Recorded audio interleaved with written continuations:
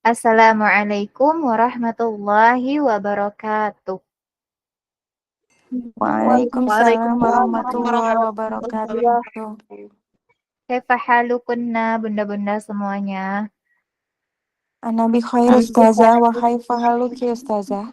Alhamdulillah, bi khair, Masya Allah. Jazakanallahu khairan. Ana ucapkan kepada bunda-bunda semuanya karena telah menyempatkan untuk hadir pada agenda hari ini, majelis homeschooling, penjelasan materi adab sehari-hari jenjang TK. Insya Allah. Alhamdulillahillazi bini'matihi tatimmus shalihat. Allah memberikan kita kesempatan untuk hadir pada siang hari ini. Baik, Bunda, izinkan Ana untuk menyampaikan tentang materi adab sehari-hari, ya, untuk menyamakan persepsi kita dalam mendidik anak-anak di rumah. Ana buka terlebih dahulu. Innal hamdalillah nahmaduhu wa nasta'inuhu wa nastaghfiruh wa na'udzu billahi min sururi anfusina may yahdihillahu fala mudhillalah wa may yudlil fala hadiyalah. Asyhadu an la ilaha illallah wahdahu la syarikalah wa asyhadu anna Muhammadan 'abduhu la nabiyya ba'dah. Rabbi zidni ilman warzuqni fahman. Rabbi syrah li sadri wa yassir li amri wahlul 'uqdatam min lisani yafqahu qawli. Alhamdulillah, hari ini ya kita Allah izinkan untuk bertemu, untuk berkumpul dalam penjelasan adab-adab sehari-hari. Ya, untuk menyamakan persepsi, ya, kegiatan proses belajar mengajar di rumah, ya, untuk mendidik anak-anak salih dan salihah. Ya. Alhamdulillah kita sudah sampai pada level kedua ya Bunda ya. Level kedua, level 2 ya. Level 2 kuartal kedua. Nah, pada level kedua ini ya, kita akan mempelajari doa dan adab sebelum wudhu, doa sesudah wudhu, dan juga doa melepaskan pakaian. Terlebih sebelum itu, ya marilah kita senantiasa Bunda untuk meluruskan niat kita karena Allah Subhanahu wa taala. Ya. Innamal a'malu binniyat. Sesungguhnya ya, setiap amalan kita itu tergantung dari niatnya. Ya, insya Allah apapun yang kita lakukan untuk anak-anak kita, ya niatnya karena Allah Subhanahu wa taala, ingin mendidik mereka menjadi generasi penerus bangsa, menjadi calon ulama ya insya Allah ya, atau juga penuntut ilmu yang insya Allah ilmunya akan bermanfaat untuk kita ya, yang dimana ilmu tersebut akan terus mengalir dengan deras ya, menjadi sebuah pahala untuk orang tuanya. Ya, itu yang kita harapkan dari anak-anak kita. Ya, terlebih dari menjalankan ilmu, kita harus menanamkan adab terlebih dahulu kepada mereka. Menanamkan adab, menanamkan moral, ya karena banyak sekali di zaman sekarang anak-anak yang berpendidikan tinggi, namun mereka tidak memiliki adab dan moral. Ya, terjadinya bullying dan segala macam, yaitu diakibatkan karena mereka tidak memiliki adab, tidak memiliki moral yang ditanamkan dari kecil oleh orang tuanya. Ya, maka jangan sampai anak kita menjadi anak-anak yang tumbuh, menjadi anak yang berpendidikan tanpa adab dan juga moral. Ya, kita meminta pertolongan kepada Allah Subhanahu wa taala agar Allah memudahkan kita, menolong kita dalam mendidik anak-anak.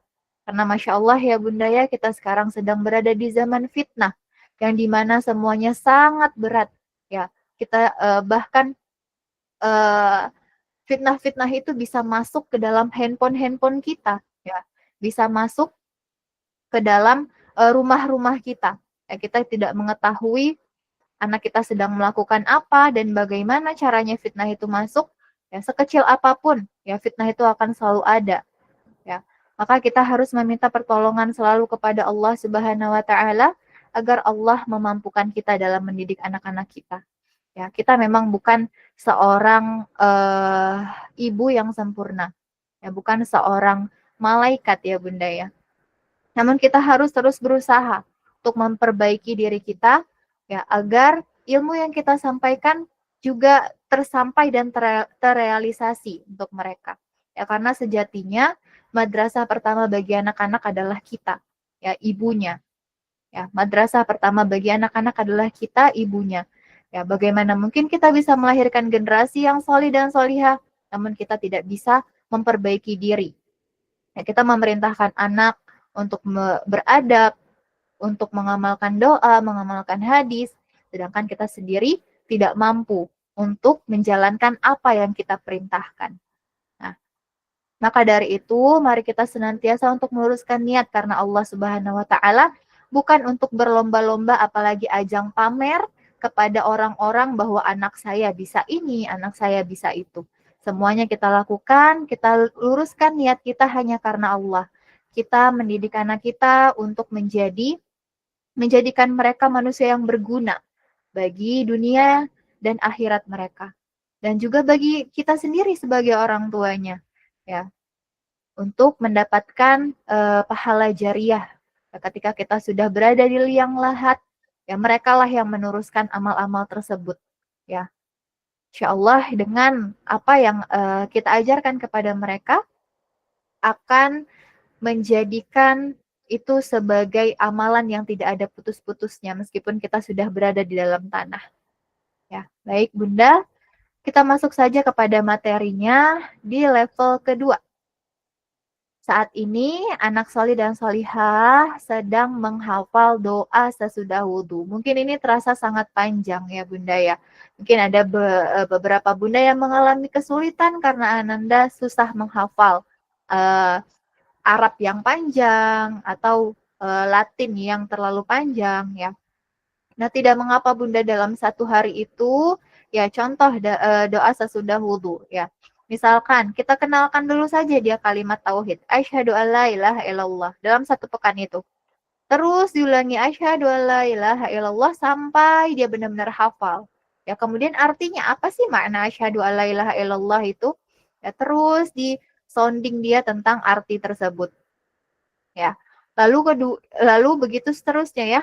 Pekan kedua, ketiga, keempat sampai nanti pekan terakhir ya, pekan keempat itu ya. Pekan ketujuh, Afwan. Pekan ketujuh itu adalah pengambilan nilai untuk doa sesudah wudhu. Nah, maka bisa Bunda terus sounding dari pekan lalu sampai nanti pekan pekan ke-6, Afwan. Sampai pekan ke-6 diterus di sounding ya. Asyhadu alla ilaha illallah pekan pertama, terus juga wa asyhadu anna Muhammadar Rasulullah itu pekan kedua dan seterusnya. Jadi itu cara praktis ya Bunda ya. Jadi tidak perlu semuanya dipaksakan Ananda tuh hafal. Ya, satu persatu kalimatnya diberikan pemahaman juga untuk maknanya ya. Jangan sampai mereka tuh cuman melafazkan ya, cuman menghafal tapi mereka tidak tahu apa yang mereka baca. Mereka tidak tahu apa yang sedang mereka hafal. Ya. Lalu kemudian untuk doa sebelum wudhu juga ya. Doa sebelum wudhu alhamdulillah pekan pertama kemarin sudah diambil nilainya. Nah, kemudian untuk adab-adab dalam berwudhu. Bagaimana sih caranya agar anak-anak kita itu mengerti adab-adab dalam berwudhu? Ya, maka kita sebagai orang tuanya, sebagai bundanya, mempraktikkan terlebih dahulu.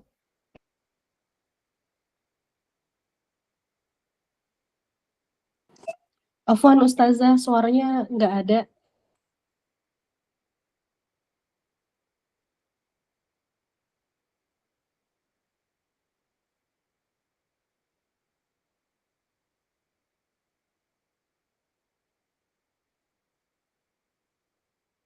Ya.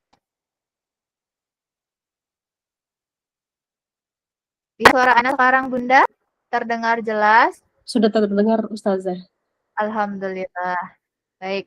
Padahal tadi jaringannya terputus ya. Baik. Anda mulai kembali. Kita samakan persepsi kita terhadap adab-adab ya. Nah, di sini kita akan membahas adab-adab dalam berwudu. Nah, Bunda di rumah praktikkan terlebih dahulu adab-adab tersebut dan jelaskan ya kenapa harus mendahulukan bagian kanan? Ya, kenapa tidak bagian kiri dulu ya? Nah, yang pertama, Bunda harus mempraktikkan kepada Ananda mendahulukan anggota tubuh bagian kanan, kemudian berwudu juga sesuai urutan, lalu juga menyempurnakan wudu, tidak berlebihan dalam menggunakan air ya. Nah, ketika Ananda bertanya, kenapa ya Bunda kita harus mendahulukan bagian tubuh yang sebelah kanan saat berwudu? Nah, maka Bunda bisa sampaikan kepada Ananda, ya karena Aisyah radhiyallahu anha ya pernah berkata, dahulu Nabi Shallallahu alaihi wasallam ya amat menyukai memulai semua kegiatannya dari anggota bagian kanan terlebih dahulu. Ya, dalam mengenakan sandal atau juga memakai baju, menyisir rambut, bersuci, ya bersuci di sini termasuk dalam berwudu, ya atau ketika mandi-mandi besar, ya. Nah, dalam urusan yang penting lainnya, ya maka kita harus tanamkan kepada Ananda bahwa ini bukan perintahnya Bunda loh, ini Rasulullah yang perintahkan bahwa setiap yang kita lakukan, ya memulai sesuatu itu dari bagian kanan terlebih dahulu. Karena Anda banyak sekali mendapatin anak-anak yang mereka itu takut sama orang tuanya, tapi tidak takut sama Allah. Ya, maka setiap sesuatu yang kita tanamkan kepada anak-anak, jangan dulu karena kita memaksa mereka gitu.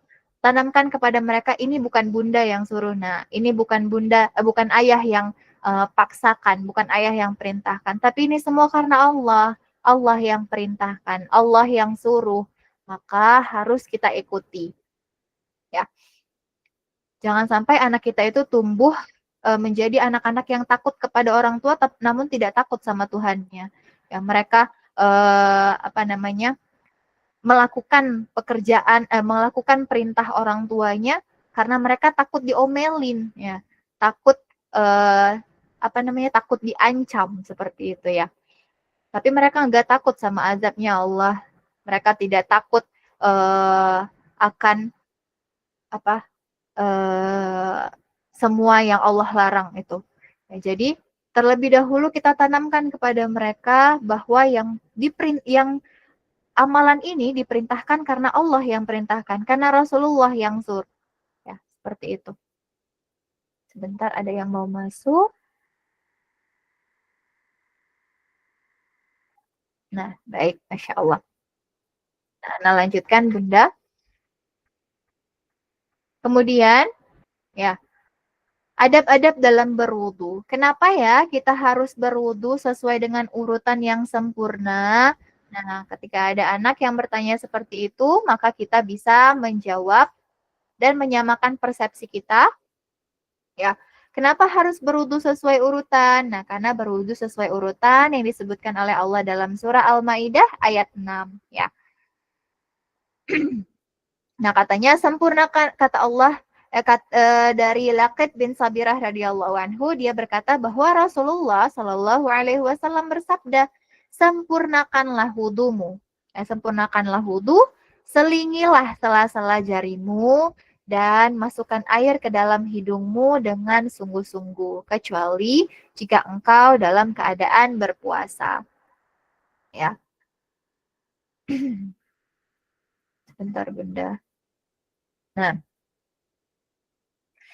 kemudian ketika Ananda bertanya, kenapa Bunda kita nggak boleh menggunakan air tidak boleh menggunakan air berlebihan? Ya, kenapa tidak boleh menggunakan air berlebihan, Bunda? Ya, karena Rasulullah Shallallahu Alaihi Wasallam yang memerintahkan kita tidak boleh menggunakan segala sesuatu secara berlebihan. Ya, Rasulullah selalu berwudu dengan satu mud air dan mandi dengan satu sok, ya, hingga 5 mud air, ya. 1 mud ini sama dengan 2 telapak tangan orang dewasa, ya. 1 mud sama dengan 2 telapak tangan orang dewasa. Nah, inilah alasan untuk tidak boros ketika menggunakan air saat berwudu. Nah, Bunda, coba Bunda praktikkan di rumah kepada Ananda bahwa bisa loh kita berwudu hanya dengan dari segelas air saja, ya. Dari segelas air ini kita bisa berwudu dari dengan sempurna, ya. Karena Rasulullah Shallallahu Alaihi Wasallam juga mewajibkan wudhu itu hanya satu kali. Wajib wudhu itu sebenarnya hanya satu kali, ya. 2, 3 itu hanyalah sunnah, sunnah yang tidak boleh ditinggalkan, ya. Itu sunnah muakkadah, sunnah yang ditekankan. Namun wajibnya hanya satu kali. Membasuh tangan boleh satu kali, lalu juga berkumur-kumur satu kali, istinsar satu kali, wajah satu kali, itu diperbolehkan ketika air kita memang benar-benar tipis, ya, darurat sekali. Nah, jadi kita bisa tanamkan kepada anak-anak bahwa mereka itu tidak terbiasa dengan hal-hal yang mubazir, membuang atau melakukan sesuatu yang berlebihan, ya. Karena banyak ya anak-anak, namanya anak-anak ya, suka banget main air, ya. Kerannya digedein, habis wudhu mereka bajunya basah, dan lain sebagainya. Maka kita saat anak belum bisa berwudhu sendiri, kita temenin nih. Kita temenin, lalu kita praktikkan bagaimana cara ambil wudhu yang benar. Tidak boros dalam penggunaan air, memulai dari kanan, lalu kita bisa lihat, ya, kita bisa melihat bagaimana cara Ananda berwudhu.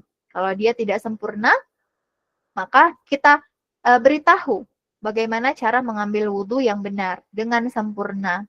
Ya. Nah, lalu adab-adab dalam berwudhu. Istinsar. Ya, istinsar itu dapat mengusir setan, seperti itu ya. Karena banyak anak-anak yang gak mau ya Bunda ya masukin air ke dalam hidung karena takut sakit katanya ya, atau tidak bisa menghirupnya, ya, tidak bisa membasuh hidung. Ya, maka tidak mengapa istinsar ini hanya dilakukan hanya dengan dimasukin jari aja ke dalam hidungnya, karena banyak anak-anak yang belum bisa ya menghirup air dari hidungnya. Nah, di sini hadis riwayat Bukhari dan Muslim, ya, istinsar dapat mengusir syaitan. Jika salah seorang dari kalian bangun dari tidurnya, maka hendaknya berwudu. Lalu beristinsarlah, ya, atau mengeluarkan air dari hidung sebanyak 3 kali, karena setan bermalam di batang hidungnya. Jadi insya Allah Sholeh dan Sholihah pernah ya belajar tentang adab ketika bangun tidur. Ya, mereka saat bangun tidur bergegas mengambil wudhu. Ya, Ana juga sudah pernah menyampaikan kepada anak-anak kita bahwa syaitan itu bermalam di lubang-lubang, ya, di mengikat 3 bagian, ya, mata kita, tangan, dan juga kaki. Ya, maka dengan cara berwudu dapat melepas ketiga ikatan ini, ya, termasuk juga dengan membasuh hidung, ya, memasukkan air ke dalam hidung dapat mengusir syaitan. Baik Bunda. Nah, kemudian insya Allah nanti setelah doa sesudah wudu, ya, dan adab-adabnya kita akan mempelajari juga doa melepas pakaian. Nah, kita bersamakan konsepsi kembali Bunda dalam doa melepas pakaian ini cukup membaca bismillah saja. Meskipun ada doa-doa yang lain ya Bunda ya, doa dalam melepaskan pakaian. Namun kita cukup mengucapkan bismillah, ya, dengan menyebut nama Allah. Kemudian adab mengenakan pakaian, ya. Nah, Bunda juga harus mencontohkan dalam adab-adab ini. Ya, terkadang kita memerintahkan anak ketika belajar, ya, ketika ingin belajar, ya, masuk kelas homeschooling, ya, bersama tutornya, namun di sisi lain bundanya tidak mengamalkan adab tersebut, ya, kitanya masih sibuk dengan urusan dapur dan lain sebagainya. Mungkin ada beberapa bunda yang qadarullah tidak bisa menemani. Namun, ya, Ana sarankan untuk memberikan pendampingan yang lain untuk anak-anak. Namun tidak ada nih hanya Bunda dan Ananda saja di rumah. Nah, tidak mengapa, ya, Ananda itu kita awasi dari jauh, ya. Tidak mengapa kita tidak ikut serta bersama Ananda, tapi jangan sampai kita juga Anandanya belajar, kita di sampingnya, lalu qadarullah kameranya jatuh dan lain sebagainya. Ya, bisa jadi auratnya masuk ke dalam kamera tersebut. Nah, ini maka sangat ditekankan ya Bunda ya, kepada bunda-bunda juga harus mengamalkan adab ketika menemani anak belajar, ya, meskipun sulit ya Bunda ya, tidak mengapa pakai mukena aja atau gimana ya. Tidak perlu harus berpakaian yang bagus, ya mewah, tidak ya Bunda ya. Yang penting auratnya tertutup, auratnya terjaga, ya. Tidak ada aurat yang masuk ke dalam kamera. Ya, ini juga penting bagi bunda-bunda semuanya. Nah, adab-adab apa saja yang harus kita tanamkan kepada Ananda ketika mengenakan pakaian? Ya, yang pertama suci dan juga bersih. Lalu menutup aurat, longgar, dan tidak membentuk lekuk tubuh, tidak bergambar makhluk yang bernyawa, tidak berlebihan saat memakai pakaian, ya. Lalu juga mendahulukan saat memakai pakaian harus mendahulukan bagian kanan terlebih dahulu. Ya, lalu laki-laki tidak memakai pakaian perempuan. Ya, kita tekankan juga kepada anak-anak ya Bunda ya, dari mereka sedini mungkin kita menjauhkan segala sesuatu yang tidak sesuai dengan gender mereka. Ya, jangan berikan anak, jangan pakaikan anak yang tidak sesuai dengan gender mereka. Misalkan anak perempuan dipakaikan baju basket ya, atau dipakaikan celana pendek ya, celana pendek yang benar-benar pendek kayak celana laki-laki seperti itu ya. Kalau dalam rumah sih tidak mengapa ya kalau tidak ada orang lain.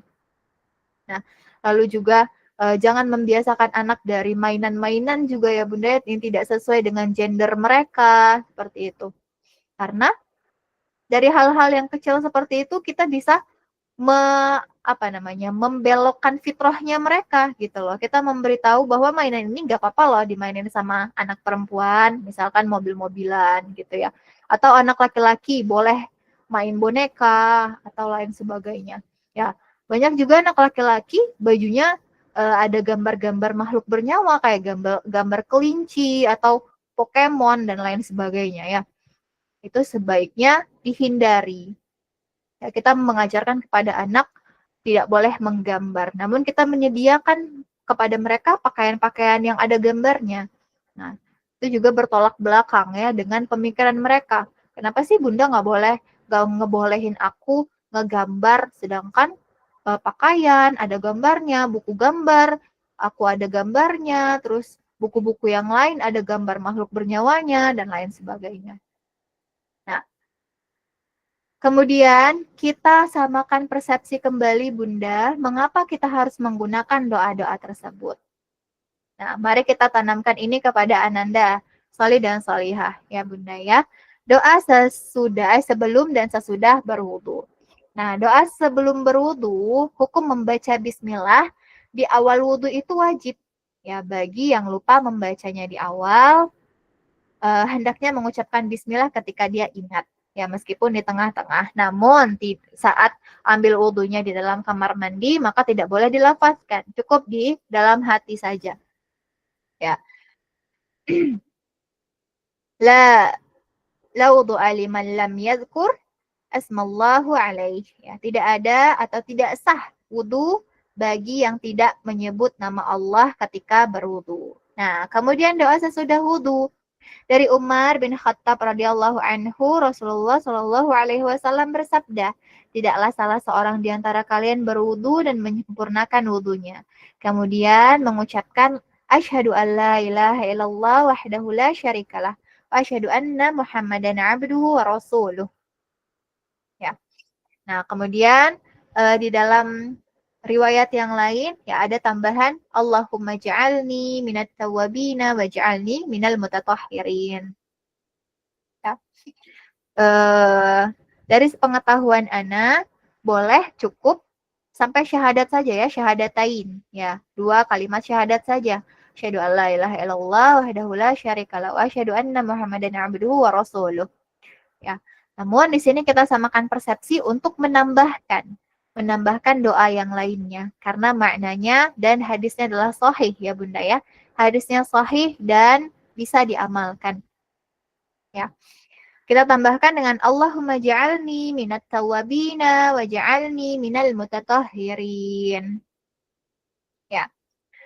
Nah, kemudian doa melepas pakaian. Doa melepas pakaian tadi hanya sedikit, hanya bismillah saja.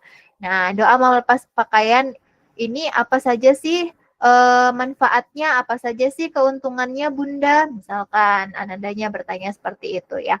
Nah, maka kita bisa menjawab doa melepas pakaian itu ya Allah akan memberikan pahala ya untuk orang-orang yang ketika melepaskan pakaian mereka berdoa. Ya, lalu juga mendapatkan keberkahan dari Allah. Nah, kemudian ini menjadi sitar atau tabir ya antara pandangan jin dan juga dari aurat manusia. Ya, ketika solih dan solihah buka baju atau mengganti pakaiannya, melepaskan pakaiannya, ya tidak menyebut nama Allah, maka syaitan atau jin bisa melihat aurat tersebut.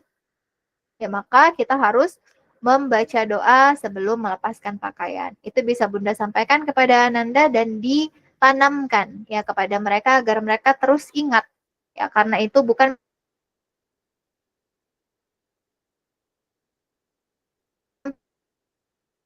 perintah. Untuk penjelasan adab kali ini, insya Allah sudah tersampaikan semua ya, bunda-bunda salihah semuanya. Semoga Allah meluruskan niat kita dalam mendidik Ananda dan semoga Allah mudahkan segalanya. Yang memudahkan proses yang menurut kita itu sulit, namun tidak ada yang sulit bagi Allah. Ya, teruslah meminta pertolongan kepada Allah, bunda-bunda semuanya, ya agar Allah mudahkan, agar Allah senantiasa membimbing anak-anak kita untuk mengamalkan apa yang sudah mereka ketahui. Ya, Ana cukupkan sampai di sini bunda-bunda solihah. Apabila ada yang ingin bertanya, dipersilahkan untuk raise hand, ya atau ada yang ingin sharing, ya dipersilahkan dengan segala hormat bunda. Masya Allah ada bundanya Ayub, tafadhali Bunda Ayub, ada yang ingin disampaikan? Assalamualaikum warahmatullahi wabarakatuh. Waalaikumsalam warahmatullahi wabarakatuh. Ustazah, jazakillahu khairan untuk ilmunya, untuk pengingatnya. Iya, Alhamdulillah, jadi recharge ya Masya untuk Allah. lebih semangat mengajarkan anak-anak dan kembali ke niat ya. Masya Allah. Iya, ada dua hal yang ingin Ana tanyakan Ustazah. Perihal perbedaan gender tadi. Ayub pernah bertanya mengenai celana, Ustazah. Anak kan sempat sounding ya bahwa perempuan itu tidak boleh menyerupai laki-laki dan laki-laki tidak boleh menyerupai perempuan. Qadarullah kami, saya, anak dan suami itu ada celana training yang kan kalau kita di dalaman gamis juga kita pakai Ustazah ya untuk ini ya. Lalu Ayub bertanya kenapa mirip, tapi memang penyampaiannya memang agak tinggi sedikit gitu ya, pendek sedikit, lebih pendek. Tapi sama modelnya mirip-mirip gitu. Nah, Ayub pernah bertanya, kenapa perempuan boleh memakai celana gitu kan? Katanya nggak boleh menyerupai, tapi kayak ada katanya gitu saja. Pertama itu untuk pemakaian celana pada perempuan itu bagaimana, Ustazah? Lalu yang kedua untuk mainan anak ya saja. Boleh diberikan contoh-contoh mainan yang yang tidak boleh yang berbeda gender itu seperti apa? Karena karena Ana sempat ada ya kelas parenting juga gitu. Kayak mainan masak-masakan itu boleh untuk anak laki-laki karena memasak itu tidak bukan menurut gender tapi memang skill katanya skill setiap orang gitu. Jadi Ana sempat terpikir untuk perlu diberikan mainan masak-masakan ya, tapi sejauh ini sih Ana hanya mengajak Ayub untuk membantu memasak sih Ustazah, tapi Ayub pernah minta pizza-pizzaan seperti itu. Nah itu bagaimana ya Ustazah? Itu aja. Jazakallahu khairan Ustazah. Masya Allah, barakallahu fiik wa jazakallahu khairan bunda atas pertanyaannya. Masya Allah. Nah, ingin menjawab pertanyaan yang pertama terlebih dahulu mengenai celana. Ya, celana boleh digunakan wanita ketika dia bersama mahramnya saja. Ya, celana yang dimaksudkan di sini yang menyerupai laki-laki adalah ketika dia memakainya di luar rumah. Ya, yang dilihat oleh orang-orang yang bukan mahramnya. Ya, maka ketika kita ya seorang perempuan boleh memakainya di dalam rumah, ya boleh memakai celana ketika bersama suami, anak, atau mahram-mahram yang lainnya. Namun Allah melarang kita untuk menyerupai laki-laki itu maksudnya memakai celana yang diperlihatkan, ya diperlihatkan kepada yang bukan mahram. Ya seperti itu ya Bunda ya, insya Allah ini yang Ana tahu dan Ana pelajari, yang Ana pahami ya. Celana boleh dipakai oleh wanita ketika dia bersama dengan mahramnya dan tidak terlihat, ya tidak terlihat oleh orang-orang yang bukan mahram. Ya kenapa tidak boleh? Karena yang pertama itu menyerupai laki-laki, ya karena yang memakai laki-laki itu biasanya adalah laki-laki. Ya, namun kita diperbolehkan memakainya di rumah ya karena tidak memungkinkan kita selalu memakai rok di dalam rumah ya. Lalu kedua, ya karena celana itu membentuk anggota tubuh ya, membentuk bagian belakang sampai kaki kita. Ya, maka itu tidak diperbolehkan. Lalu untuk pertanyaan Bunda Ayub yang kedua, nah, mainan apa saja yang tidak diperbolehkan untuk anak laki-laki? Ya, tadi contohnya ya seperti untuk anak laki-laki boneka, ya boneka beruang, ya dan lain sebagainya yang makhluk bernyawa, atau dinosaurus kayak gitu ya, atau hewan-hewan yang emang buat laki-laki. Nah, kalau qadarullah terlanjur dibeli, ya silahkan aja Bunda matanya ditutup atau hidungnya di plester ya, bagian kepalanya di plester seperti itu. Dan tadi Bunda Ayu bertanya juga untuk masak-masakan ya, Masya Allah.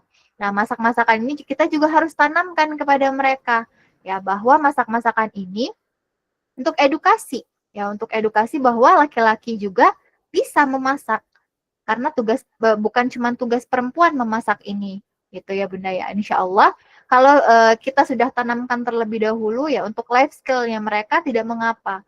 Namun ada memang beberapa beberapa bunda yang bukan dari kita ya, yang mereka itu memberikan semua semaunya tanpa pemahaman. Kenapa sih harus dikasih mainan ini? Kenapa harus diberikan ini? Jadi segala sesuatunya setelah kita beli, setelah kita berikan kepada mereka, kita harus pahami dulu nih.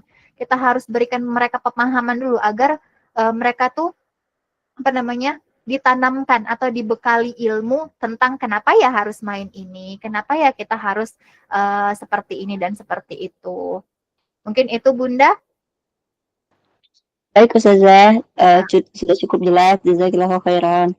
Wa iyaki Bunda, jazakillahu khairan. Insyaallah selanjutnya ada Bunda Abdullah Dabit Arsyad, Masya Allah. Bunda Dabit, kaifa haluki Bunda Dabit? Masya Allah, sudah lama tidak bertemu, Masya Ustazah. Iya Allah. benar Ustazah. David selalu ingat dengan Ustazah Nanda Masya sama Allah, barakallahu. adiknya juga kalau Masya. itu selalu ingat Ustazah Nanda. Iya, Bunda silahkan. Terima kasih untuk kesempatannya Ustazah. Ana ingin bertanya qadarullah untuk mungkin bulan depan atau bulan Desember Ana itu udah tinggal bareng sama jidahnya Arsyad gitu. Walaupun memang tidak dalam satu lantai, tetapi dalam satu lingkungan gitu kan. Memang kebetulan di situ juga ada sepupunya David juga gitu yang tinggal di situ. Memang ada yang perempuan dan selama kadang David main ke sana gitu sama Ana kan selalu nggak lepas dari pengawasan Ana ya walaupun memang mereka masih kecil atau gimana tapi kan lawan apa sih namanya maksudnya perempuan si sepupunya ini kan kadang suka mama mengajak mainnya itu kayak kita main apa rumah-rumahan yuk main mama-mamahan gitu. Nah terus kadang anak kan suka bilang responnya tuh kayak jangan gitu nggak boleh main kayak gitu karena kan yang setahu anak itu memang maksudnya nanti misalkan David yang jadi papahnya aku jadi mamahnya gitu loh anak-anak kadang suka kalau misalkan memang anak dengar atau gimana gitu anak langsung melarang tapi nanti saat di rumah anak pasti selalu ingatin lagi ke Davidnya kayak misalkan main kayak gitu tuh apa namanya, kurang baik karena kan kalian masih anak-anak, masa mainnya mama-mamahan, papa-papahan yang maksudnya yang sampai ke nalar anak-anak aja gitu kalau Ana ngasih taunya.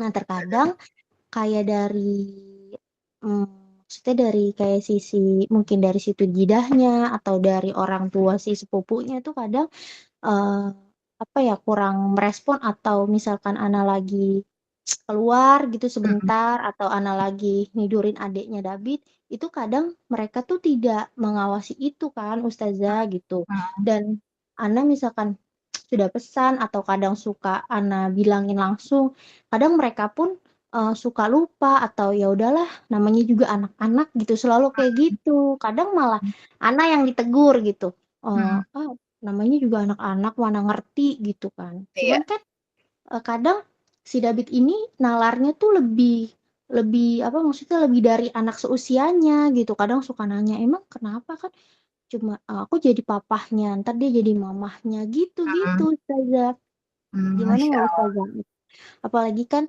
kayak Ana tuh maksudnya dalam ruang lingkup bareng bareng yang misalkan kayak ada ipar sama mertua gitu ya Ustazah. Kayak menyampaikannya yang tidak bisa apa sih tidak membuat ada hati yang terluka tapi Ana ingin menyampaikan dengan tegas juga gitu bahwa memang anak-anak harus diawasin dan mainnya pun tidak boleh yang sembarangan tidak bisa melabeli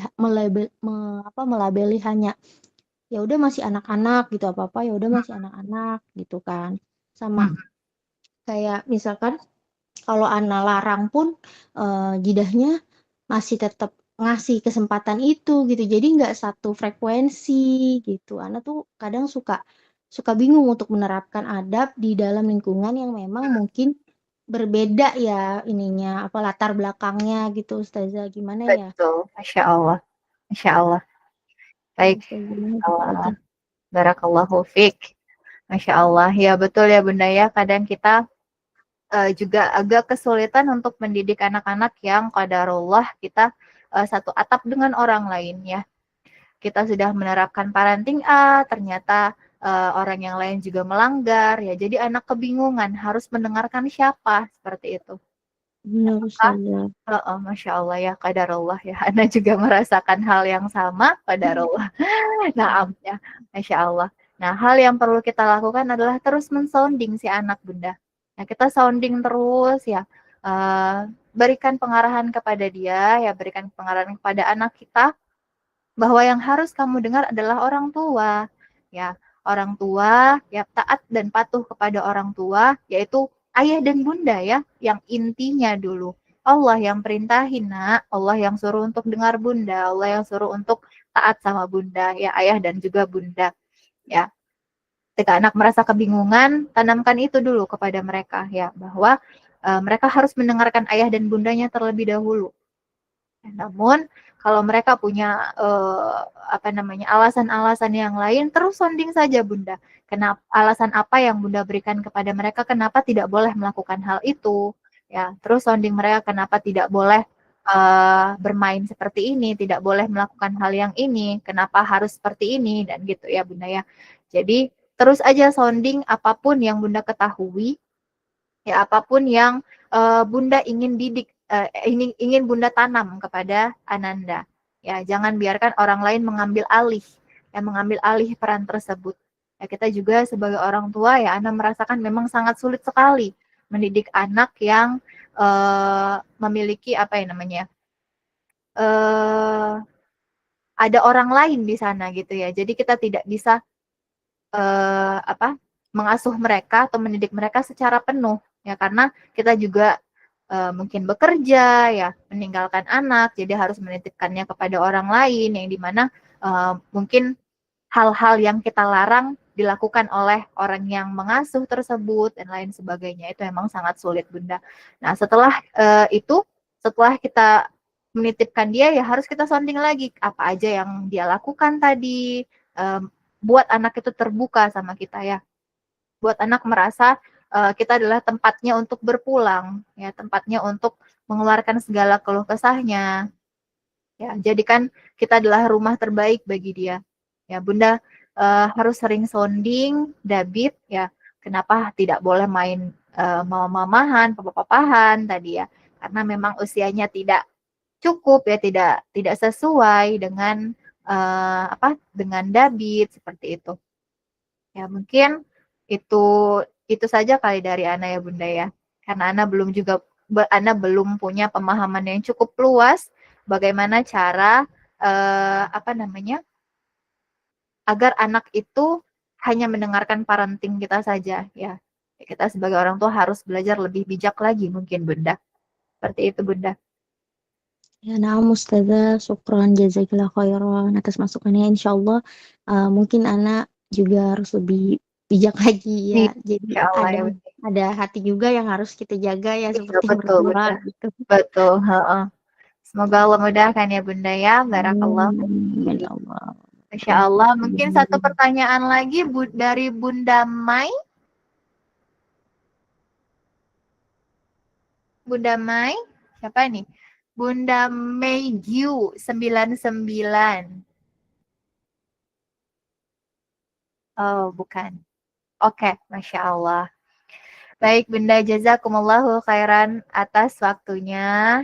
Ya, Masya Allah, banyak ilmu yang sudah diambil ya tadi dari kisahnya cerita dari Bunda Ayub dan juga Bundanya David, Masya Allah. Semoga pertemuan hari ini memberikan manfaat dan Allah kuatkan kita semua, Allah mampukan kita semua dalam mendidik Ananda di rumah. Ana ingin menyampaikan kata terakhir ya Bunda ya sebelum Ana menutup ya untuk menjadi penyemangat untuk kita semua dalam mendidik anak-anak di rumah.